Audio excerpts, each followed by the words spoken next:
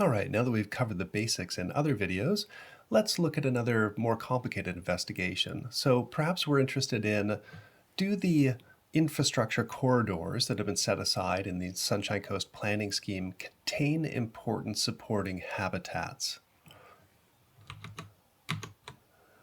So how would we investigate this? Well, let's begin by opening up our online ecosystem function mapping tool, and we're going to scroll up here in the different layers here, down to the Sunshine Coast Planning Scheme, the second one of overlays, and then remembering to tick off all the way down the hierarchy, I'm going to come down here to the regional infrastructure layer and tick off the various types of corridors here, gas pipeline corridors and high voltage electricity and water supply pipelines and wastewater treatment. Let's tick them all off here to find out what type. In fact, I think that one's maybe just a little bit much, the road buffer corridor. Let's take that off for a minute. You can use that one on your own if you want.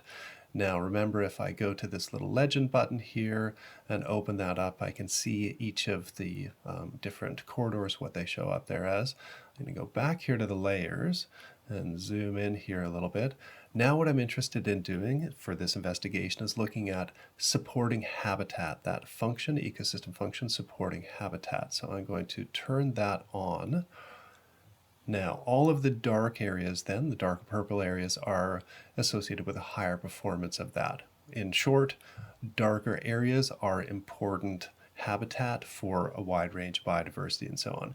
So, and you can imagine then, we see things like the Mooloolah River National Park is a protected area and, hardly surprising, is a high functioning area. So what we'll always expect to find then is that our conservation areas, generally all of those nature reserves and so on, are high performance of this supporting habitat.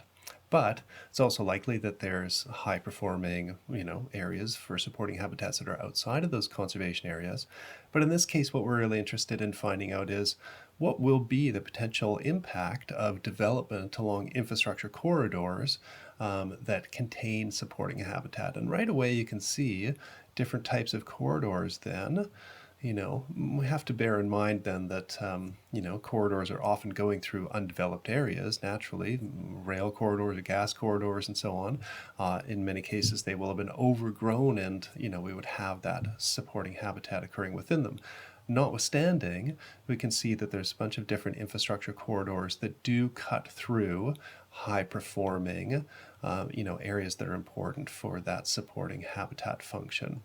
So I'm just kind of scrolling along here, and you can see that many locations actually for these infrastructure corridors contain important supporting habitat. And I can in fact turn on in the high functioning little capability here. If I put on this button, HF supporting habitats, that's just going to show the locations where there is 5 out of 5 in the performance of that supporting habitat function.